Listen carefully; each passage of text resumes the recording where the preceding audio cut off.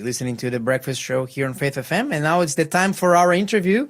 Today we are honored to speak to Dr. John Ashton, and he's going to be looking into the effects of alcohol on our body. This is part of I believe, Dr. John Ashton, good morning to you. You've spoken about that topic very recently at the North New South Wales Big Camp. Isn't that right?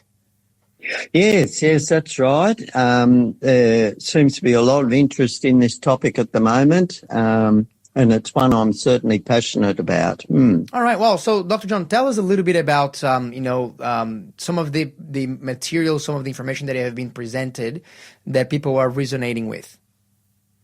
Yes, I think alcohol, of course, is part of Australian culture, and unfortunately, young people don't realise how damaging alcohol is to the body, and particularly to the reproductive system.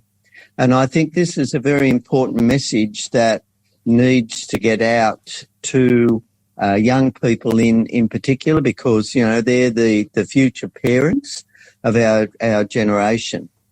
And among the images that we get of alcohol is that the really sort of big, buff, strong guy goes into the bar and he orders his drink.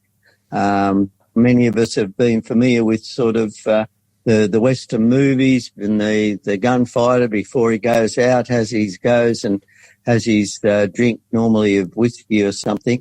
And, of course, these images, reinforce the bravado and all this sort of thing associated with alcohol and manliness, whereas in actual fact the opposite is true.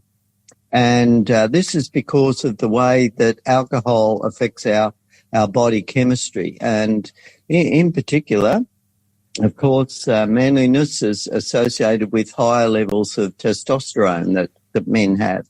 That give them strength, responsible for sexual desire, all these sort of things that are manliness. And in actual fact, alcohol suppresses testosterone production in the body. So it actually affects, when alcohol is drunk, it affects the testes production of alcohol directly. And it doesn't take much alcohol, typically 15 drinks a week, so that's sort of 2 to 3 drinks a day, measurably lowers testosterone blood levels. Very interesting. So it's kind of like saying that if you're actually a man and you're drinking alcohol, chemically speaking, from your body perspective, you're actually a lesser of a man after the drink compared to where you were before. Exactly. Yes, and this is it's actually even worse than that, because what happens is that if a significant amount of alcohol is drunk, it stimulates the liver to produce an enzyme that then converts existing testosterone in the body to estrogen. All right. And it also then increases the levels of another compound, prolactin, which is a hormone that suppresses testosterone production. Oh, wow. So alcohol is actually very negative against manhood. It's an adversary. It doesn't promote manhood. It decreases manhood. Wow. And this is fascinating. It's it's very important. The alcohol industry goes to a lot of effort to promote, the big sort of burly, very muscular truck driver coming in after a hard day's work and ordering his beers sort of thing with his mates.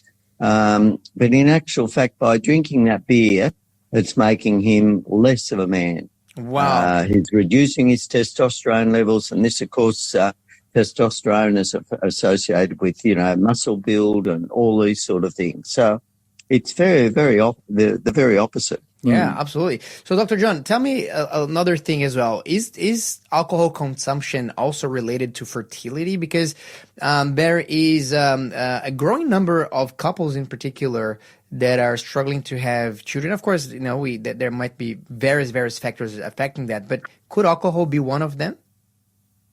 Yes, well, alcohol certainly affects a couple of things. Alcohol affects a man's ability to have erections. So this is something that young men can probably get away with this, but once they get a little bit older, alcohol can severely impact this. So alcohol is probably the main cause of impotence in men over 40. The other thing is too that we know it certainly affects the level of sperm, because the alcohol affects the Leydig cells in the testes of producing sperm, and so this is certainly associated with lower sperm production as well. So this is wow. it's quite important. This is why this whole culture about alcohol and manliness is just a myth. Yeah, it's really bad that this has been promoted in this way. But are these more like short-term effects from alcohol consumptions, or can these effects drag on into the long term and become a chronic thing, Dr. John? Well, fortunately, because, for example, men are producing sperm more or less continuously, if a man stops drinking alcohol in a month or two, probably a couple of months, then things will return to normal. Oh, wow. Okay. The Leydig cells, they're the cells that produce testosterone, but the alcohol also affects actually is potentially damaging the sperm, because alcohol affects, I guess going back to the chemistry of alcohol, if we look at the structure of water, its chemical structure is a hydrogen bonded to an oxygen bonded to a hydrogen, so HOH. And if we look at methanol, we have the simplest alcohol. We have 3 hydrogens bonded to a carbon and then an OH on it. So the OH group is the alcohol group, and that's methanol. So methanol kills you real quick in a few hours, and that's what those girls died for. I think they were over in Cambodia, those young girls that had gone over there, their drink was spiked with methanol. Now, the next one with ethanol, the one that we drink, simply has 2 carbon atoms in the chain, which makes it not quite so toxic. But the interesting thing is that OH group means that the alcohol goes wherever water goes in our body. And so because we have a large amount of water in our bodies, all the water is associated pretty well with most of our cells. The damage of alcohol is alcohol's able to damage most cells in our body. And that's how, it is so damaging to our body, because it just gets everywhere in our body. Wow. Now, with regard to sperm, there's growing evidence. This is something that's pretty hard to test directly, but there is certainly evidence that alcohol damages the sperm, and it certainly lowers the production rates of sperm as well. So it could be an important factor in fertility. What other points did you bring in your conversation, in your presentations? And of course, we can make the link available to anyone who wishes. We can text you the link for Dr. John's full presentation. Actually, there was a series of presentations on alcohol this year at Big Camp. What other factors that you presented, Dr. John, that you found that most people were perhaps unaware of? I think one of the other factors is that alcohol affects women differently to men. Women are far more susceptible to damage from alcohol, and this is because women have less alcohol in their bodies than men. And that means that if a man and a woman less are water, drinking, you mean? less water in their bodies than men, yes. That means that if a man and a woman are drinking alcohol by glass, a woman will become intoxicated more quickly because she has less water in her body to dilute the alcohol. So again, particularly if a man is a very big man, and as I said, men have a higher percentage of water in their bodies than women. Women have less water in their bodies as a percentage. So a woman has much, and if she has a much smaller build, she has much less water in her body to dilute the alcohol. Therefore, the alcohol will be more concentrated. Yeah. The other disadvantage that women have is that they're likely to be more amorous mid-cycle. But at that particular time, their body produces much lower levels of the enzyme that breaks alcohol down. So what it means is that mid-cycle, their body is not going to get rid of alcohol as quickly, and therefore alcohol will build up even faster at that particular time. If she drinks alcohol, she'll become intoxicated even more quickly. And once that happens, that will affect her brain, which will make her less likely to recognise cues of danger or that she's being manipulated. So this makes women, very vulnerable if they drink alcohol mid-cycle. Wow. Look, I think it's interesting, Dr. John. Like I myself personally, growing up, not being a Christian, alcohol also being a big part of the culture where I grew up with.